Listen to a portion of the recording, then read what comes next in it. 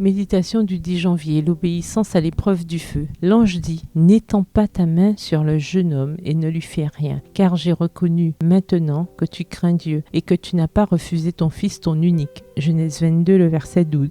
Genèse 22, le verset 12. Abraham avait justifié ses actions à 2 reprises. Dieu nous donne toujours une autre chance d'obéir, mais n'attendons pas que les épreuves deviennent insupportables pour le faire. Le sacrifice exigé d'Abraham n'avait pas uniquement en vue son propre bien, ni celui des générations futures, mais l'édification des êtres purs qui habitent le ciel et les autres mondes. Parce que la foi d'Abraham dans les promesses de Dieu avait fléchi. Satan accusa le patriarche devant les anges et devant le Père et le déclara indigne des bienfaits de l'alliance dont il avait violé les conditions. Aussi Dieu jugea-t-il bon d'éprouver la fidélité de son serviteur devant l'univers, tant pour développer plus clairement le plan du salut au regard de ses habitants que pour leur démontrer qu'il n'accepte rien de moins qu'une obéissance parfaite. N'importe quel père aurait trouvé des raisons de ne pas sacrifier son fils. La Bible elle-même dit « Tu ne tueras point ». Le sacrifice d'enfant est une pratique païenne. Ce n'est peut-être pas Dieu qui a parlé. Si Isaac mourait, comment la promesse d'engendrer des multitudes s'accomplira-t-elle? Les serviteurs ont vu quand nous sommes montés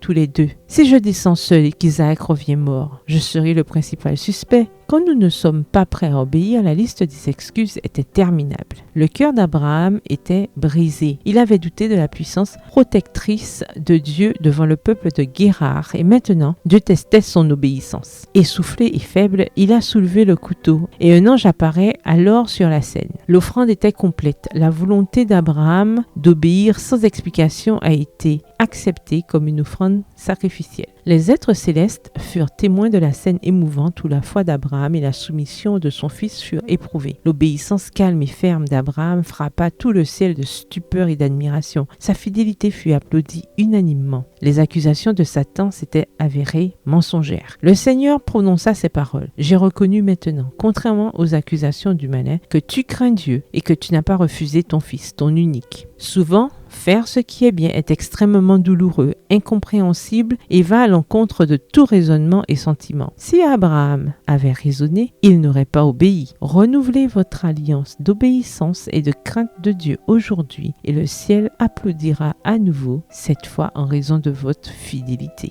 Bonne journée et que l'Éternel vous bénisse.